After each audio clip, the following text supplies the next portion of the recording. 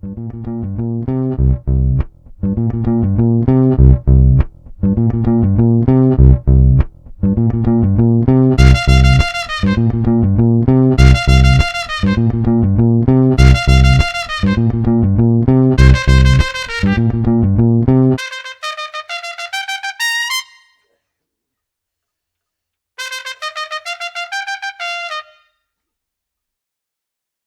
listening to The Opening Bell, a reaction to Tyson Fury's spectacular knockout performance of Dillian Whyte. In truth, it was a shorter night for Fury than it was for the fans getting out of the Wembley car park, I think it's fair to say, including Matt Christie, who was there to report for Boxing News and to repeat for us. What an experience, what a performance, though, Matt, by Tyson Fury. Yeah, I mean, Tyson Fury reaffirmed his desire to retire in the immediate aftermath. But I think on the back of a performance like that, and which came after his victories over Deontay Wilder, where he proved his dominance over the previously unbeaten American, it almost feels a little bit like Tyson Fury should just be getting started now. And he was adamant. You do believe in what he's saying, that in the then and in the here and now, he wants to retire. He said it several times after the fight. He said it several times in the post-fight press conference. He wouldn't be budged on that. As we've seen as well countless times in boxing history, that fighters will make those retirement speeches in the aftermath, and 6 months later, things can be quite different. So even now, and even not doubting Fury at his word, I'd still be surprised if we don't see him in a ring again in the not too distant future. But I do hope for his sake, because he does appear to be at his peak. He does appear to have proved me wrong when I was suggesting last week that he might be on the other side of his peak. I do hope that he doesn't leave it too long if he is to come back. But yes, it was a very, very dominant performance, where he outclassed Dillian Whyte, he exposed Dillian Whyte, and this is Dillian Whyte, who was legitimately ranked in the top 5. For me, it showed how much better Fury is than the rest of the heavyweight division. And on the form of last night, he is a very special fighter indeed.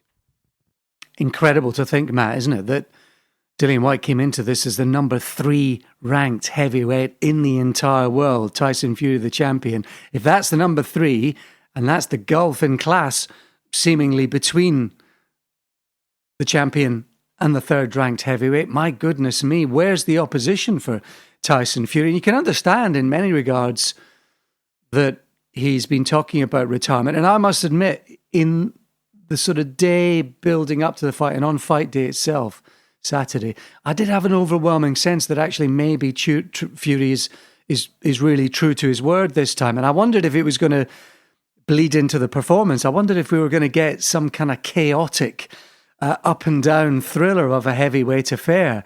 And yet what we got was composure, discipline, and ultimately the new Tyson Fury right from the very start. What's that, 4 stoppages in his last 5 now, since teaming up with Sugar Hill Stewart. And what you get from Fury is all the old nous and technique and skill, but what you get now with the version 2 of Fury, the very best version of Tyson Fury, something you knocked on the head and mentioned last week, is that Fury's now punching his power, isn't he?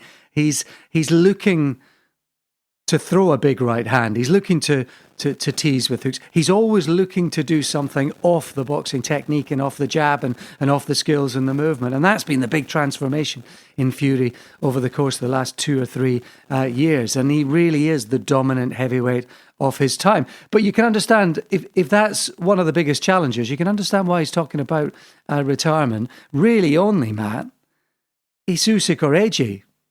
There seemingly is nothing else right now. Usyk's probably the biggest challenge. AJ is probably the biggest fight. And either one of those might just present a tease for Fury to stick to his word should that fight go ahead and we get a decisive victor one way or another in the summer. It could really depend on what kind of fight we get, as and when that rematch occurs. if Joshua does something sensational, manages to put all of his physical advantages and use them effectively against Usyk and somehow force a stoppage and look wonderful, then you will get noise of a very inviting kind, I think, for Tyson Fury to fight AJ. I think if it's a similar fight to the first one, where Usyk kind of bewitches Joshua, wins a decision, then perhaps it won't entice Tyson Fury. He made it clear last night in the post-fight press conference that although he planned to retire, and I must say he seemed very, very genuine when he was saying that, that he was not ruling out a summer excursion into the WWE. He would not rule out, and his word, he kind of said, "Oh, don't rule me out of making an exhibition Floyd Mayweather style. I won't turn down that money." Is that I think he will be involved in kind of inverted commas combat sports in some description for quite some time. And you have to wonder if Tyson Fury really can cope with a life outside of boxing. I know he's at peace now, and he's kind of carved an existence in Morecambe where he does seem to be happy in his own skin.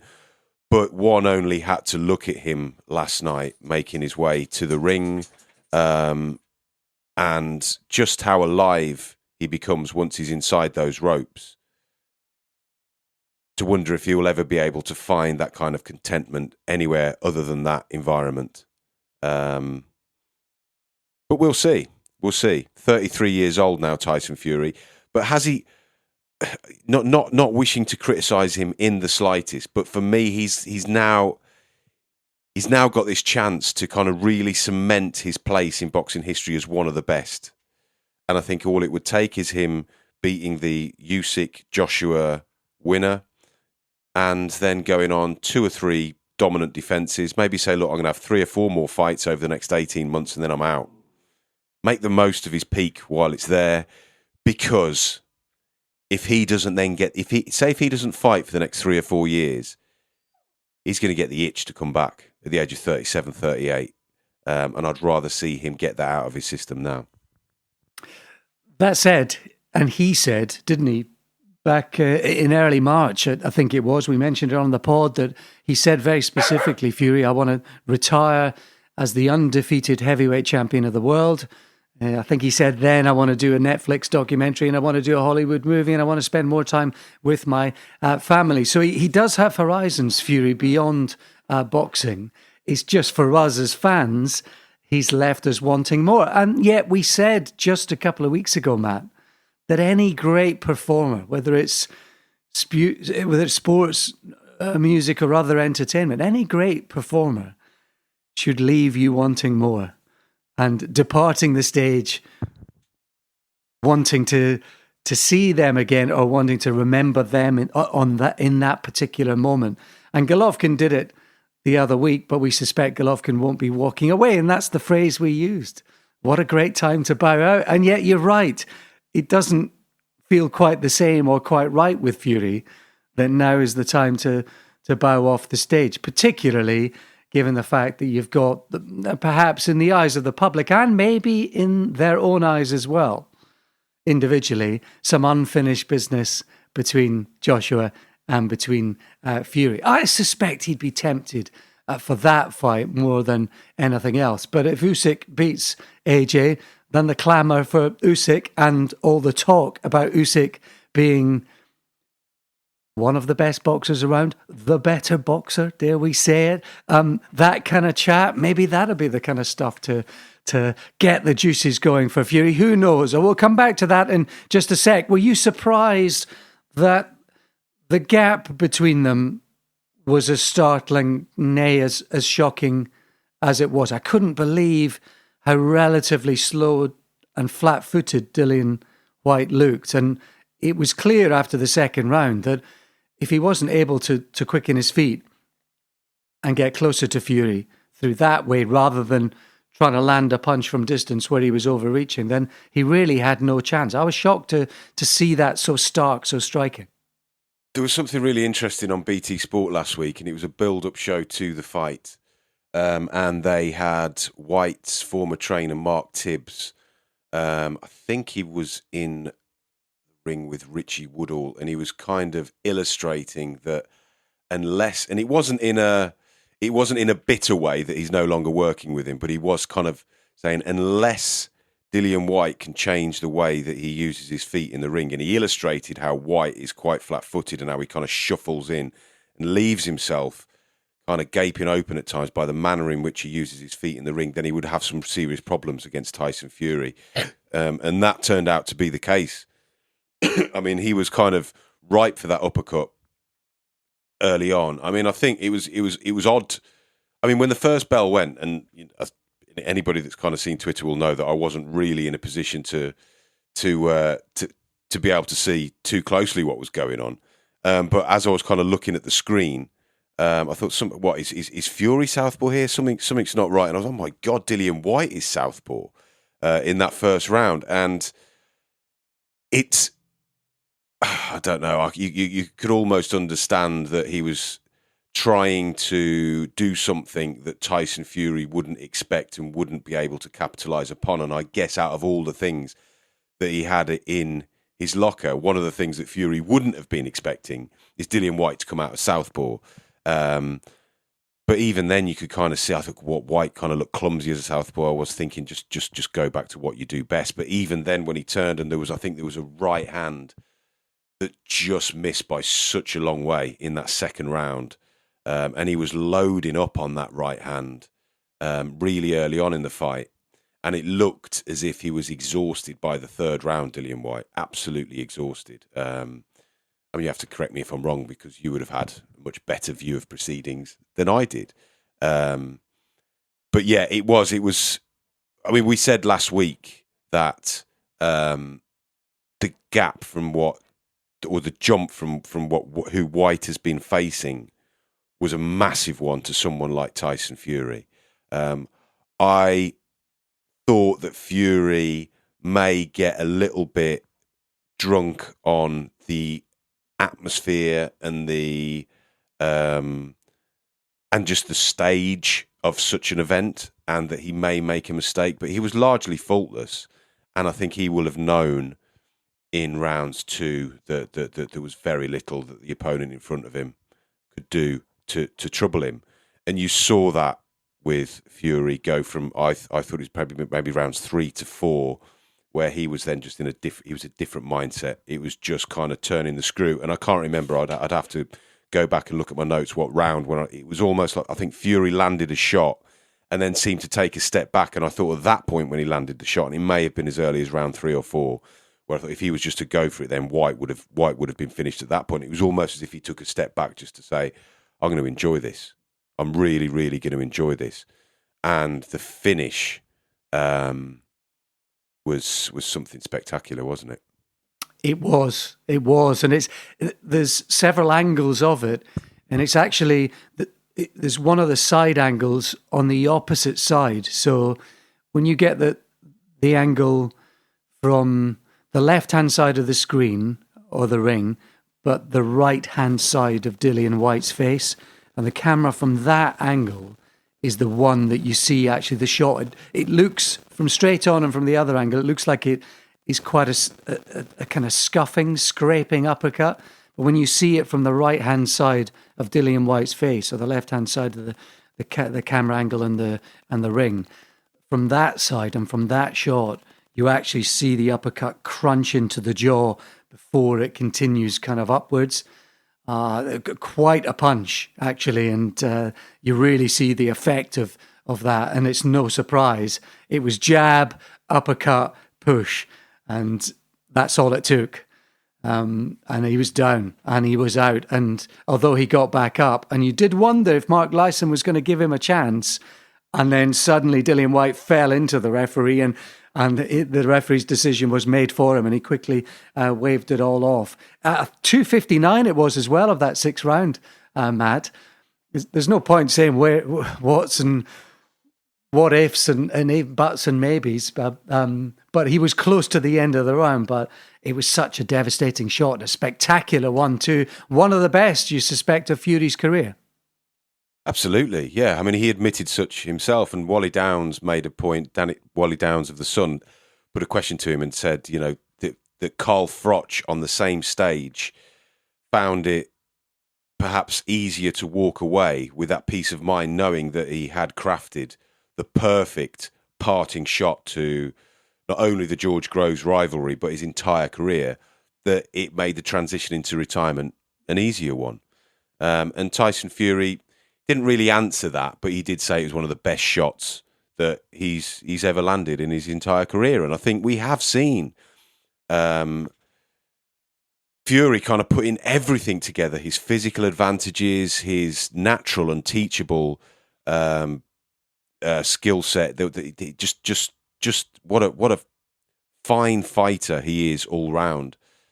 That I just the thought keeps nagging at me that I hope it's not the end. Let's see what else he can do.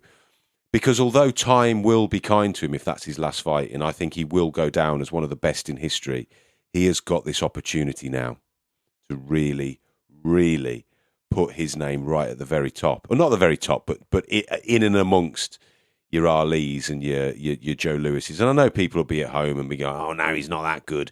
No, he's not. Fury would have been a monstrous opposition for any heavyweight in history.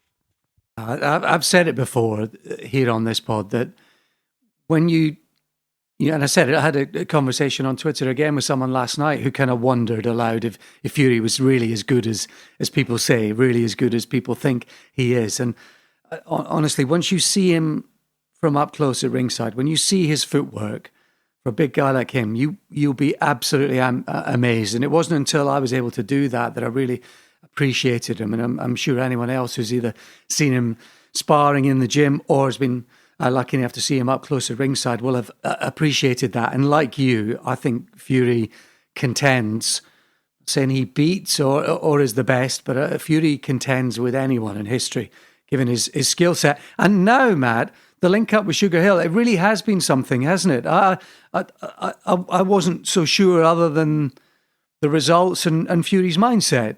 But the way he's starting to knock people out and the way he's starting to look for a big shot off all the other stuff, there's no doubt that's been a really fruitful partnership. Oh, they are such a kind of lovable duo in a way. Like Fury came out last night to the post-fight press conference and he had his T-shirt on. Just before he sat down, he took his top off. He's then addressing the media. And about 2 minutes later, out walks Sugar Hill Stewart just in his pants and sits down next to him. And they're both just sat there, just topless, just explaining the fight. And there is something about that you just think, yeah, that I like that. I do like that. But Sugar Hill, of course, he comes from incredibly talented pedigree, doesn't he? With the Manny Stewart and the Kronk style and everything else. And I think if Tyson Fury does retire, there'll be a few heavyweights knocking on Sugar Hill Stewart's door, asking for his guidance. And I think the other thing to think about with last night's performance as well is that, okay, we can now say that Dillian Whyte was exposed and perhaps we can say he was overrated all along. But would any other heavyweight have done that to Dillian Whyte last night? Could you imagine Joshua getting through a fight with Dillian Whyte like that? Could you even imagine Usyk making it just so easy and being so devastating against Dillian Whyte? I think we do have to give Tyson Fury all the credit in the world for that performance and not get too sidetracked by the fact that Dillian Whyte was out of his depth. The reason that Dillian Whyte was out of his depth is because he was swimming with Tyson Fury. And at the same time, I don't want to get overly carried away by Fury's performance either. You have to put it all into perspective. But he did far better. It was a far more dominant performance than I thought it would be, even though I thought that Tyson Fury would win by stoppage in the second half. But I thought Fury went above and beyond my expectations last night, and full credit to him for that. Absolutely. I think the golfing class was more marked than I thought it was going to be. I thought it would be a competitive fight. Thought Fury might, and I said in particular last week, didn't I, that this fight and the passage of it and the nature of it, and ultimately the result and how it's won, it was all down to Tyson Fury. And I was wondering how much he'd box and how much he'd fight. And I was thinking maybe because of Dillian Whyte's attitude and everything else, maybe the occasion, maybe retirement looming, I thought it might have been a more combustible affair than it turned out to be. But it was so marked how comfortable Fury was in there. And there was that one moment that you say, I think it was the fourth or the fifth, where the gap closed between them for about 30 seconds. And I turned to my wife. Even my wife was watching last night. Gives you an idea of the Fury effect. I think that's the only time she's watched a fight, bar, would it have been AJ Ruiz rematch, I'd say. So it gives you an idea, a little bit of context about how the word has got out to the wider world. And that's living with a boxing nut for a husband. But and I turned to her and I said, "Oh, this is the one. He's got to be careful here. You know, you suddenly look at that. Look at the gap between them closing. That's the only chance Dillian Whyte's got." I was saying, and then the moment had gone, as you said. Fury stepped back and went back to just peppering him, popping him. He was teasing him a lot with the left hook, wasn't he? Just kind of cuffing him. He wasn't doing anything with it, but just almost a little reminder or. Perhaps to set up the right hand in whatever capacity. And he did that right from the start, Tyson Fury. But ultimately, it was like the old ITV wrestling, wasn't it? Big Daddy against Giant Haystacks, and all the crowd are going, easy, easy, easy, get into him. It was pretty much easy. I was going to ask you, where's the balance then between how good Fury was and how relatively poor Dillian Whyte was? To what extent was Whyte not good enough? To what extent did Fury not allow him to be anywhere near good enough? I would say it's more the latter, in that Fury just didn't allow him to do anything. I think you could see that really from the second round, where kind of Whyte was already like looking for the home run, and it kind of highlighted that he was just kind of devoid of ideas already at that point. There was another point, again, I forget which round, 4 or 5 perhaps, where he kind of just came in a straight line, Whyte, and he was moving his left and his right hand up and down and kind of trying to concoct some sort of head movement or some jittery movement and he just was walking straight into a Fury jab after Fury jab. And that left hook you mentioned there, where it was almost like a double jab, and then it was almost like this check hook that he was doing, and he was doing it regularly. And it just illustrated that with one hand, he was far more versatile and skilled than Dillian Whyte with two. I think if you'd have tied Tyson Fury's right hand behind his back, he would have won every minute of every round still, and it would have been a landslide decision at the end of it. Dillian Whyte afterwards, when he was talking to Steve Bunce, has kind of said, "Well, it's another learning experience for me." And he's always kind of been open about this and saying that I am a work in progress. I am still improving, but now at the age of 34, I think we've seen the best of Dillian Whyte. That was a punishing defeat, both physically and mentally, and he's taken some licks in victory, as well as that Povetkin loss, the knockout loss, the Joshua loss. All three of his losses have been devastating, and they've been stoppage defeats, and you've seen Whyte kind of sprawling on the canvas. They take their toll, and I think some of the mountains he's had to climb in victory will take their toll as well. So what next for Dillian Whyte? I'm not sure. He's kind of making no noises about retirement. He wants to give it another go, but I think the only way he's going to find any sort of success, whether he can nab a belt or whatever, is if Tyson Fury kind of walks away, and he might be in position to challenge for one. But I think it's a very, very hard road back for Dillian Whyte at this point. Yeah, and after all that time, I don't know if you saw in the build up that sort of interaction between him and Maurizio Sulaiman.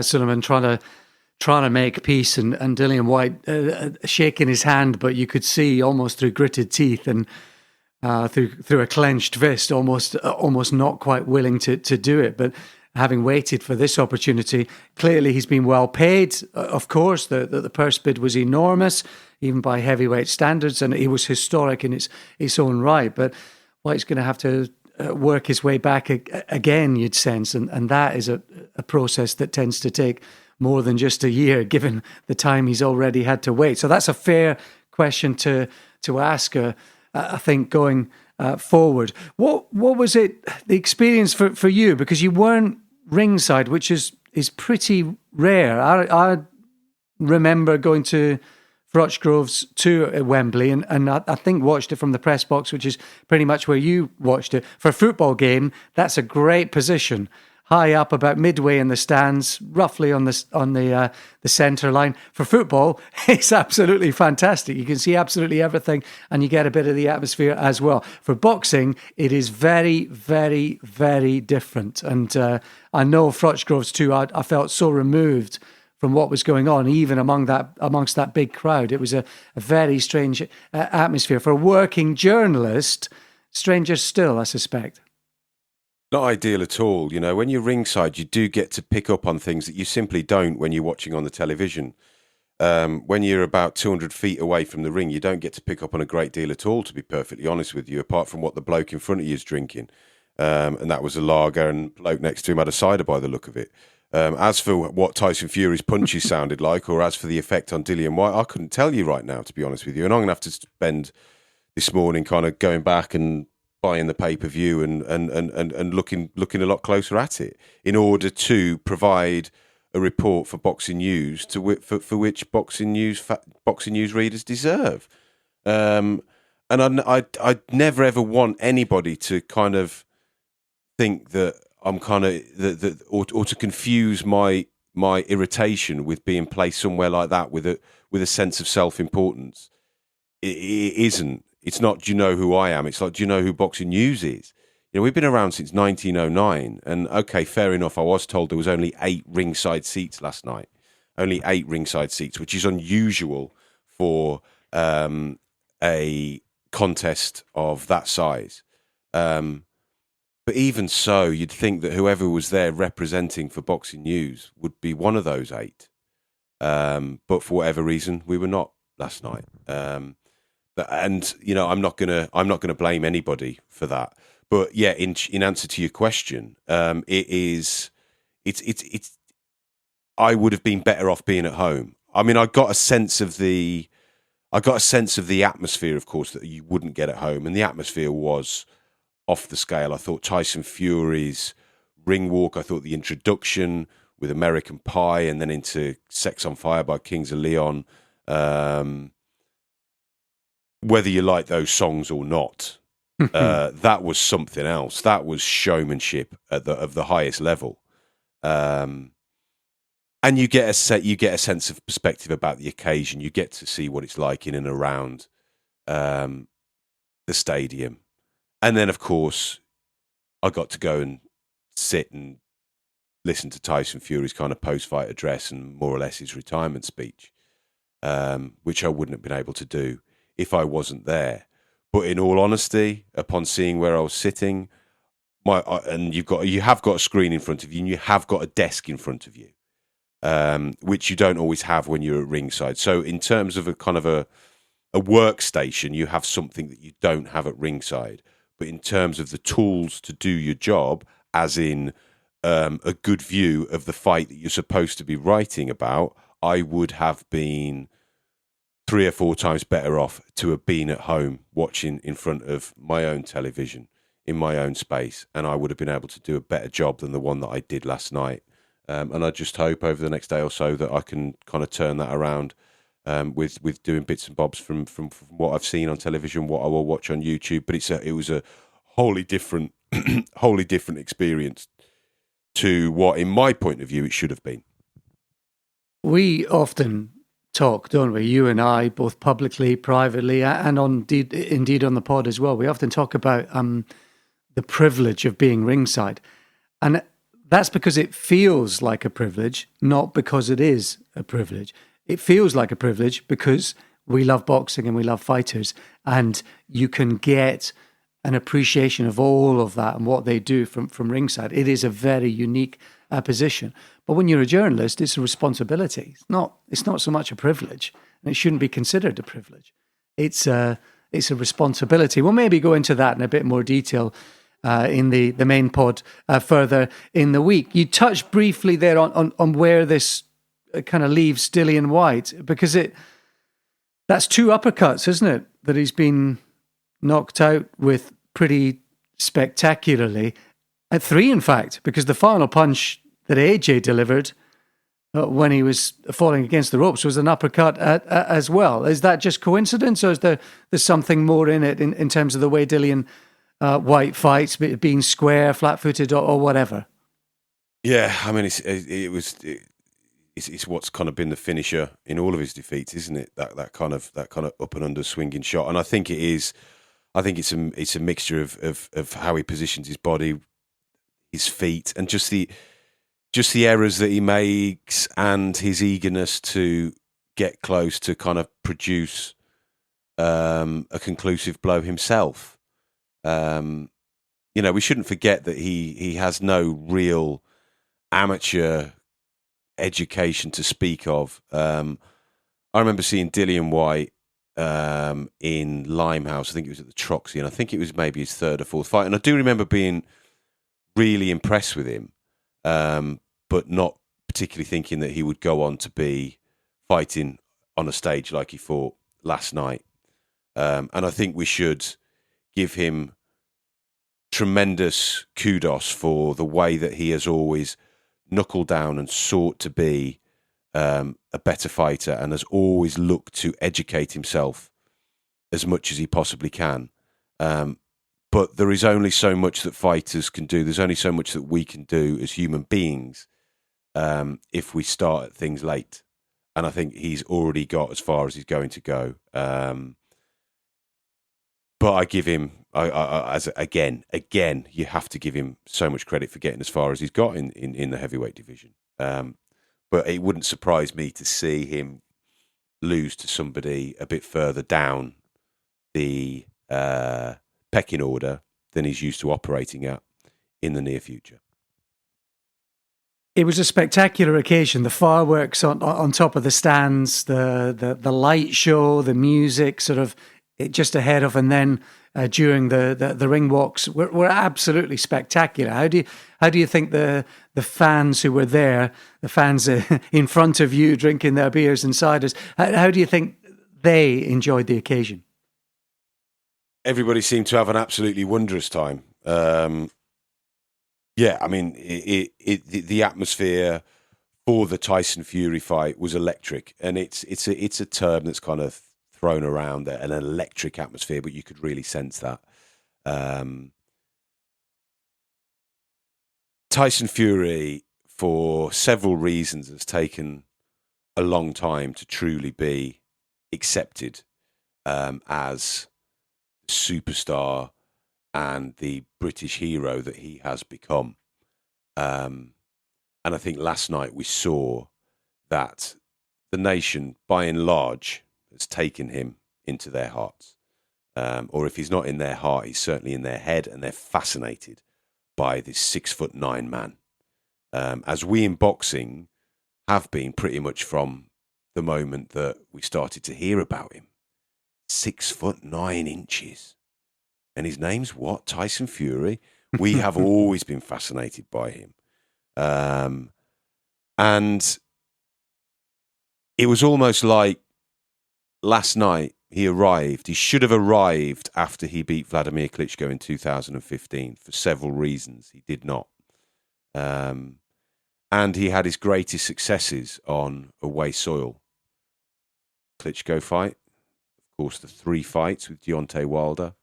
Kind of conquered America in a way that he hadn't proved he had conquered his own homeland. And he proved that last night. If it was his swan song, it was all too brief, but it was a triumphant one nonetheless. Really interesting point that, and we could go into that in a whole new pod as much as we can in the main pod later in the week, which we will do. But that whole Tyson Fury, his relationship with Britain, conquering America, which he did, and that's a rare thing for a British boxer to go and do.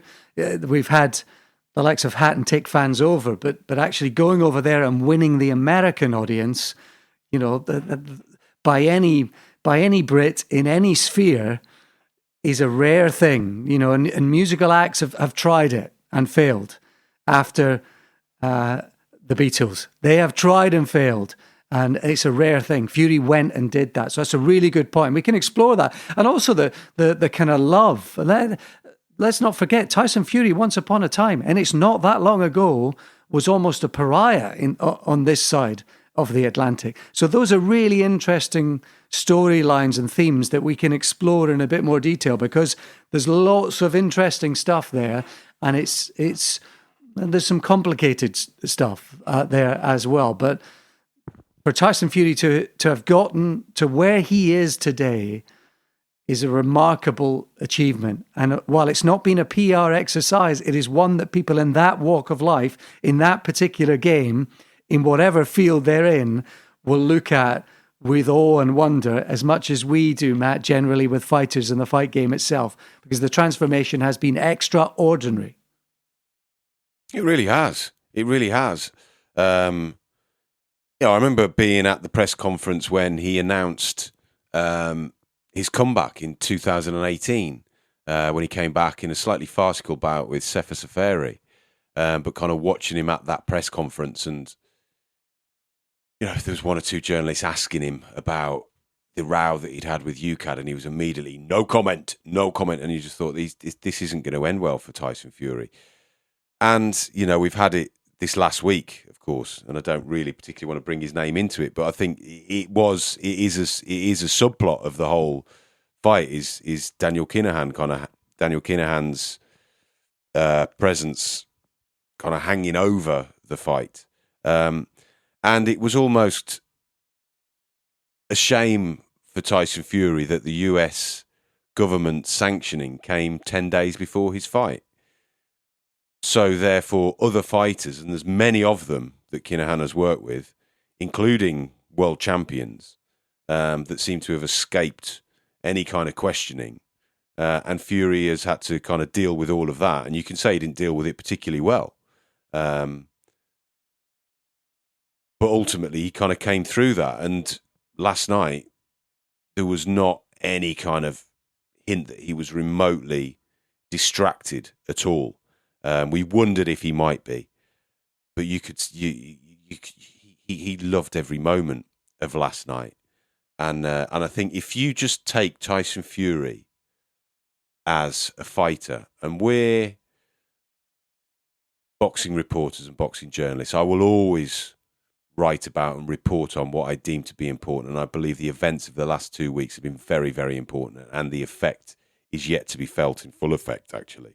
But if you just take Tyson Fury as a fighter and as a boxer, he has done things that this country's never seen before.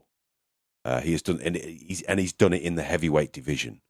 Don't get too bogged down by some of the things that go on outside the ring. Tyson Fury as a fighter is something very special indeed, and I think we've been very, very lucky to have him.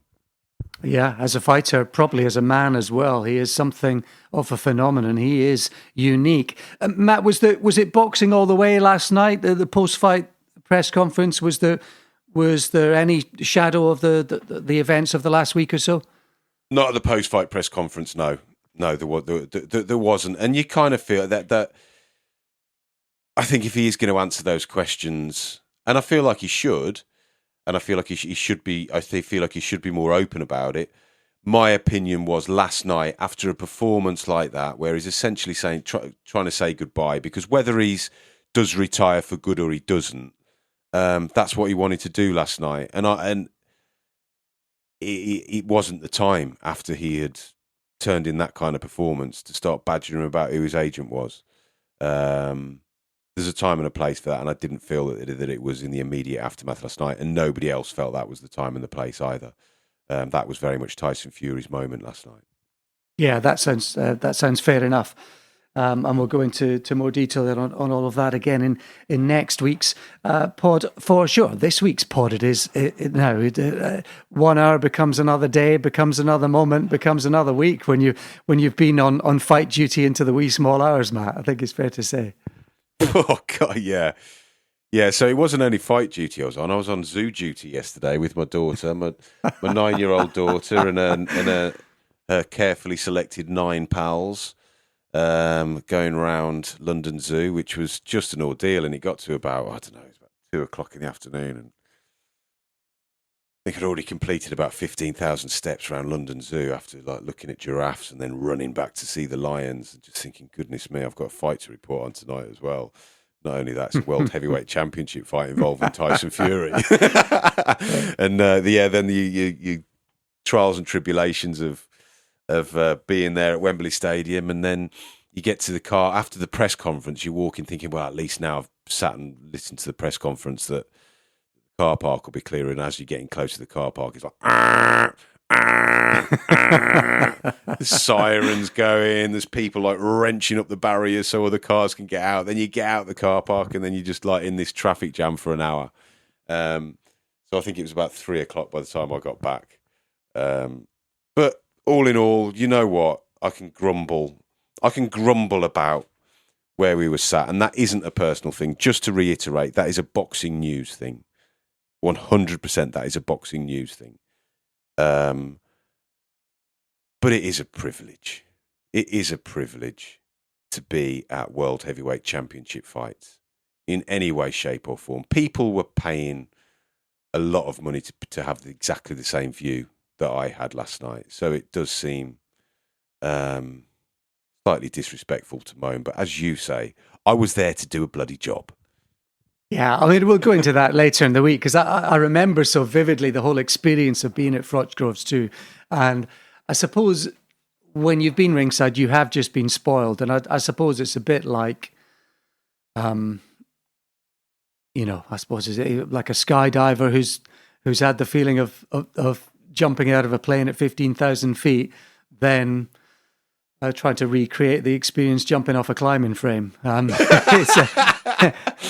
It is a bit like that, and you can say spoiled, you can say whatever you like, but once you've been there and felt it and touched it, it is a very, very unique experience, and it is one that we feel privileged to be allowed to do from time to time. But hopefully the fans who were there, 94,000 or so of them, will have relished that experience, and they'll have the mementos and they'll have the memories, more importantly, regardless of what the ticket stub looks like or what the photos or the videos look like on the phone. That memory of being there the night that Tyson Fury produced one of the performances of his life will be etched on their memory and perhaps burned on their soul forevermore. Are we closing the betting on Knockout of the Year, Fighter of the Year already, Matt?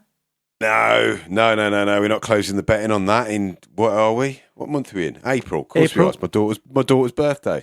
No, we can't. But I think, that knockout is going to take some beating. That crafting of the uppercut is going to take some beating. The effect that it had is going to take some beating. But there's still a lot of fights we've got to go. There's still a lot of heavyweight action as well, where there could be some knockouts, and who knows? I think, I sit here and grumble probably too much, but all things considered, this is shaping up to be a pretty interesting year.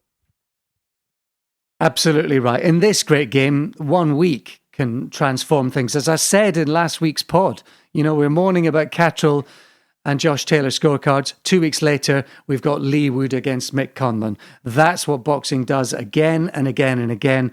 And next week, we'll be rolling on, of course, to Katie Taylor in action in New York City, plus a bigger debrief on Tyson Fury's spectacular knockout. All of that coming up on the main pod in the week, probably Thursday morning, perhaps slightly earlier. But for now, thanks for listening. Thanks for your continued support. Bye for now.